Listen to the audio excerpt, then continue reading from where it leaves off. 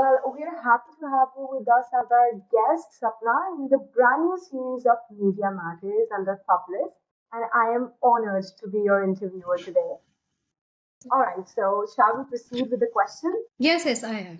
So, the very first question for you is that what inspired you to join Realty Plus and exchange for media, and how has your role evolved over the past 8 years? Well, Naba, the magazine's core theme of real estate is what motivated me to join this magazine.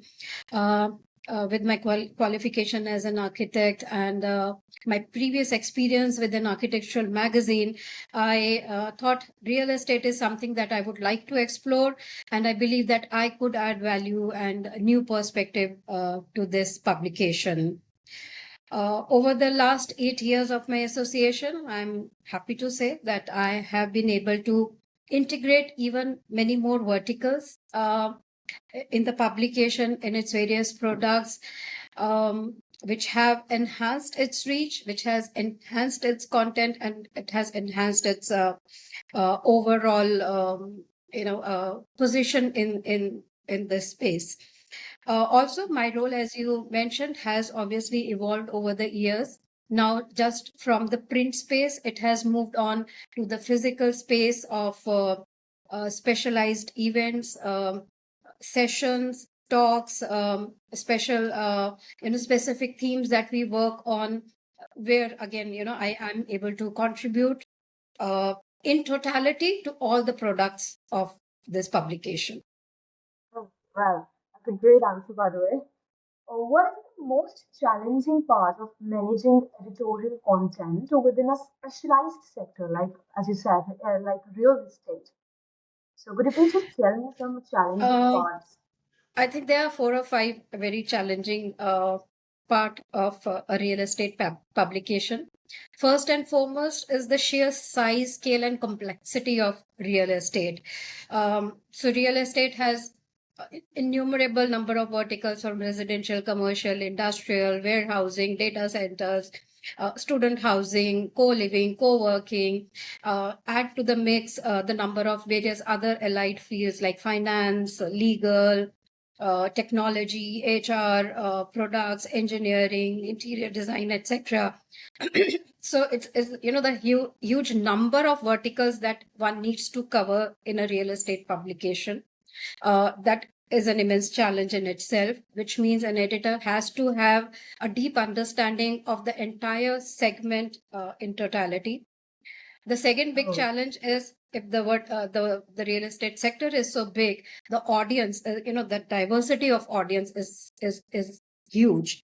For other publications, if I had to say, if it's a fashion magazine, your readers are designers or fashion enthusiasts. If it's an auto magazine, it's auto enthusiast or auto experts. Or if it is a finance magazine, you are very clear what your target audience is. But with okay. real estate, you are catering to experts of the fields like developers, financiers, legal, etc. But on the other end, you are also to cater to the layman or the home buyers who want information about this sector. So this is Oh, another one big challenge. Now, having said that, the number of the verticals and the diversity of the audience, bringing all that content within the limited pages of the publication so that you are catering to everyone is another big challenge for a real estate publication.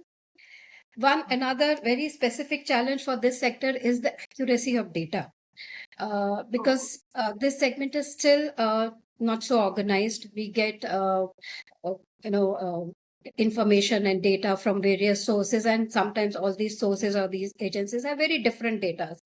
How do you put that credible information out for your readers? That's a big challenge. So sometimes we give all the data points quoted by the agencies and leave it on the readers, which they would like to go by. Um, then I think the final challenge that I would say is that real estate is a dry subject. It has very okay. technical content, whether it comes to regulations or legal or finance, or how development goes or construction. How do you make this content engaging as well as relevant, as well as informative, as well as human centric for people to read is, I think, Yeah. one last challenge that I would like to say for this real estate sector. Okay. Getting the point. Correct. Okay, so the third question will be, how do you strike a balance between maintaining editorial integrity and fulfilling the demands of commercial content, like including editorials and sponsored features, if you know. Yeah, I think this is one question that all publications face. Yeah. At our end, what we do is, first of all, we have very clear editorial guidelines so that our edit team and our sales team, they know what content is an edit content and what content is an editorial feature. Okay. Secondly, whenever we are putting out the content, we clearly mark in our magazine that this is a commercial content so that the readers are aware what they are reading is a commercial content being sponsored by someone. Another big initiative that we, as you mentioned, about balancing the sponsored content and the edit content. How do we balance it? Is that we have realized why a client is coming to us. It is because of our credibility, or is it because of our brand name, or is it because of what we do? And they want that credibility or the brand name to rub off on their product or project, and that is why they are approaching us, and that is why they want to be associated with us. Indeed. Yeah. Secondly, we have seen that most of the companies are now moving away from pure vanilla marketing. So advertising it separate, that's an advertising which goes as an advert in the magazine. But for the editorial features, we work with the client. So we suggest them how they can tweak their content so that it becomes informative for the readers, it becomes value add for the readers. So it's a win-win situation for both the parties. For the readers, it is an information, it's a value addition. They get to know about a product or a project in a wholesome manner. And for the client, they get the attention, the required attention that they wanted from the readers. So this is one way that we are balancing, the financial aspect as well as the edit aspect at our end. Well, how do you approach partnership and collaborations with the key players in the industry? Partnerships, collaborations are very important if you want to survive in this industry or any industry. Um, Yeah. for us, first of all, it's a two-way street. Um, the industry wants publications like us, and we as a publication want to have partners and collaborations with the industry experts. So one way we approach is that we create stories which are relevant for the people, which are relevant for the industry, and these experts want to be part of the story. So they approach us that we want to be part of these features that you are doing. That's one way of partnering. Second way is that we believe that there are certain experts who will be value add to our publication, and we approach them that we would like to be associated with you to create new products or to create an editorial feature or to create kind of a content for our readers. So that's two way. One, we approach them, and second, they approach us to partner for various content. Second is we also have to keep an eye what's happening in the industry, what's happening in the sector, so that we can identify the emerging talent which is coming up, because they are the people who are going to be the leaders, the business leaders in the future. So identifying those talents, getting connected with them, and another very important part is that when you make partners, when you make collaborations, you have to keep nurturing it. It's not that when you need, we need some expert for our feature, you connect with them, but you have to keep nurturing it. You have to keep being in The connect with them, relation. and that's how you Yeah. can keep collaborating with each other, because it has to be a value addition for both of the partners.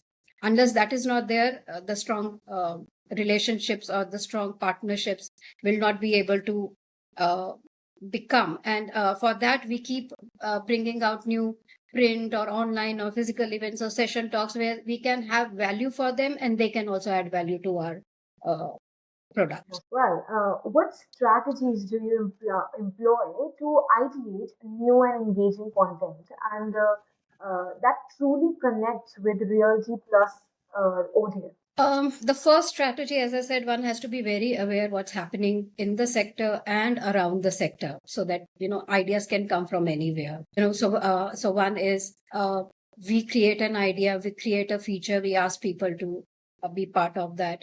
Sometimes experts come to us, as I mentioned earlier, that this is something that we can bring to the publication. This is one topic which is very relevant for your readers, and we would like to get it in the publication. Another way is that a lot of time people write to us that they are facing certain situation, they are facing a problem, and they want a solution or they want information on that.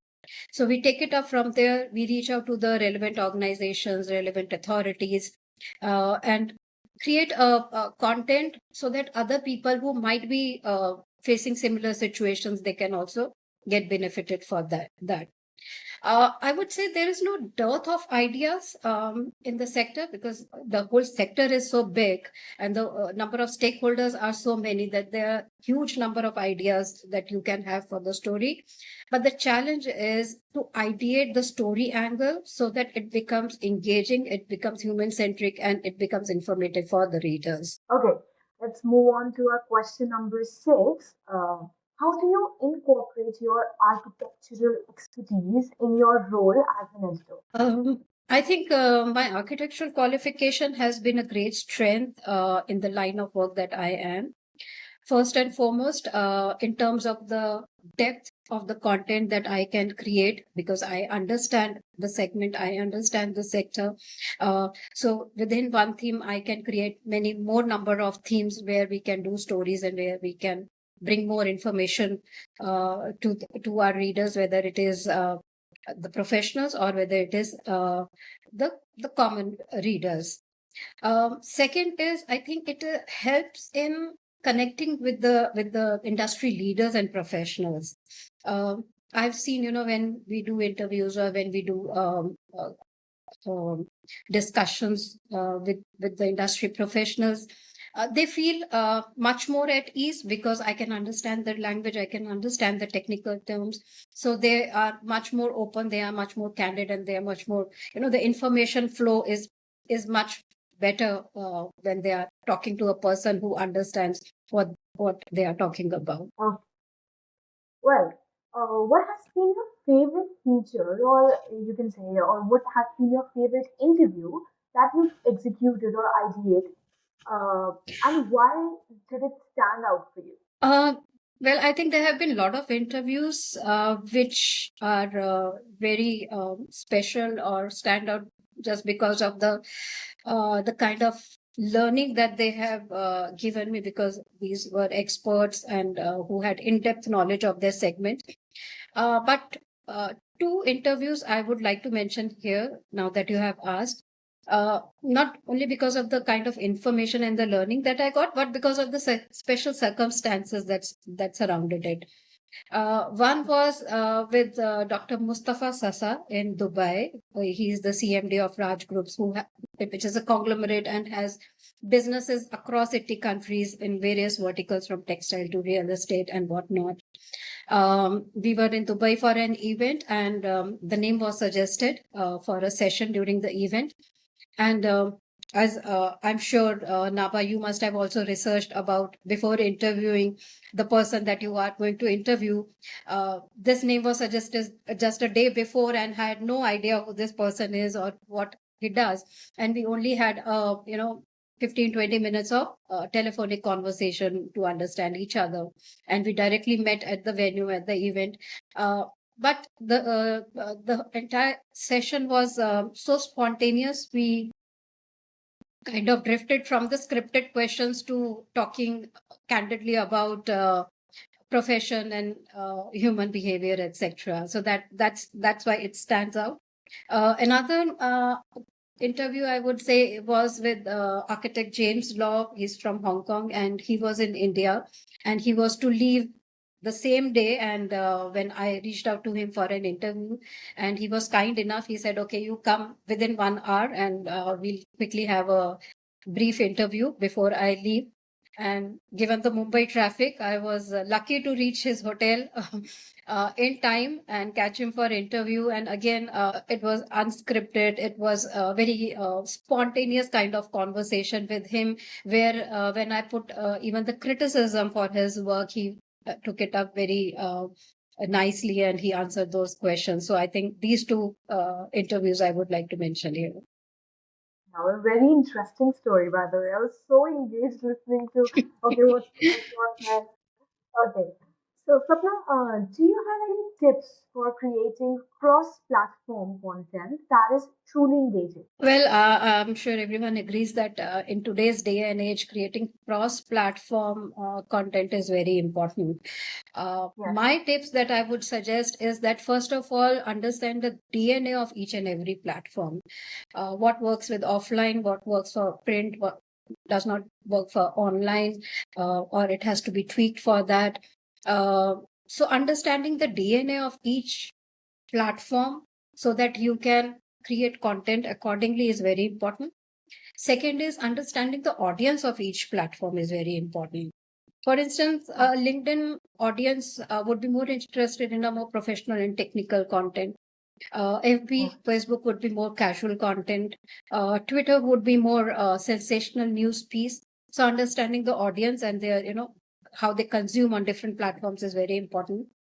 Third is while you are tailoring the content for each specific platform, one needs to maintain the brand identity in terms of the language, probably in terms of the style, in terms of the concurrent theme, so that people know where it is coming from, what is the background, or what is the DNA of this publication or source. So that is very important how you manage your brand identity across all platforms that you're working on. Okay. Third and foremost, I think, is the repurposing of your content. You can repurpose your content for better, engagement and better reach. For instance, you can the print long format article can be broken into smaller ones for online platforms. Your video content would be broken into smaller video for FB and Reels and Insta. So that's very important if you're planning to reach through all the platforms. Okay.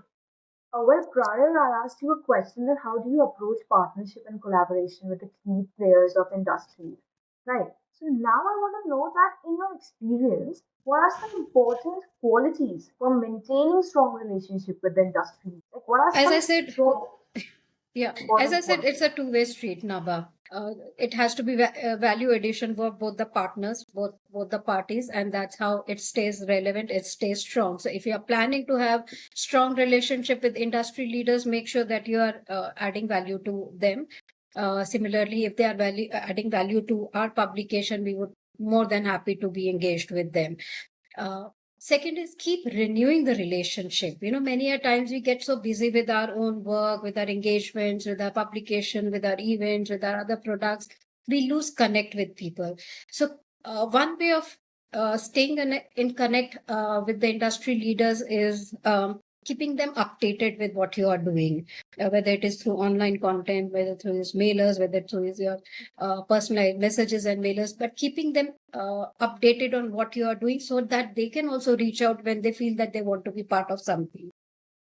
Yeah. Another important is that if you're meeting any industry leader for the first time, be patient, be persistent, build on that first meeting and then nurture that relationship, and then keep renewing that relationship. Another important part which many people do not consider is that yes, you are in touch with the industry leaders, you have the relationship with the industry leaders, but you also need to have relationship with their internal teams, because they are the ones who probably would be the first point of reaching out to you. So keeping in connect with the internal teams is also very important if you want to maintain the relationship and forge stronger relationships in the industry. Well, the last question for you.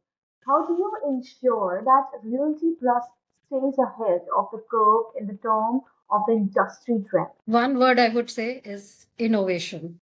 You have to keep innovating. You have to keep bringing something new to the table. You have to keep introducing something novel to the reader. So innovation, I think, is the key. And for innovation, learning is very important. As I said, everything, some, you need to keep knowing what's happening in your sector, what's happening around. Keep learning. It can come from anywhere. So keep learning so that you can bring something new. You can keep innovating. So learning is very important. And lastly, flexibility or agility is very important. You need to be adapt to changing times. These days, the times are changing so fast. Things change so fast. So you need to be agile to keep up with the changing times. And I can give very good example of this is that during COVID, when a lot of publications were closing down or were going through difficult times, that was the time we accelerated. We went strong on our digital platform. We introduced, I think, 3 or 4 new products during that time, because we realized industry people were looking for connect, industry people were looking for visibility. There were webinars happening, everywhere around. How do we differentiate ourselves? So that is what we did. So being agile,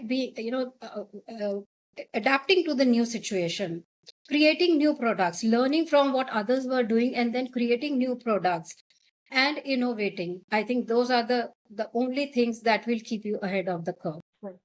Well, that's all for this interview, Sapna. It was an amazing yet a very informative conversation with you, I must say. And thank you, Naba, for that wonderful Well, conversation. thank you. I That was enjoyed great. every bit of it. Thank you so much. Yeah, we look forward to see you again. Thank you. Sure. Thank you, Naba. Thank you.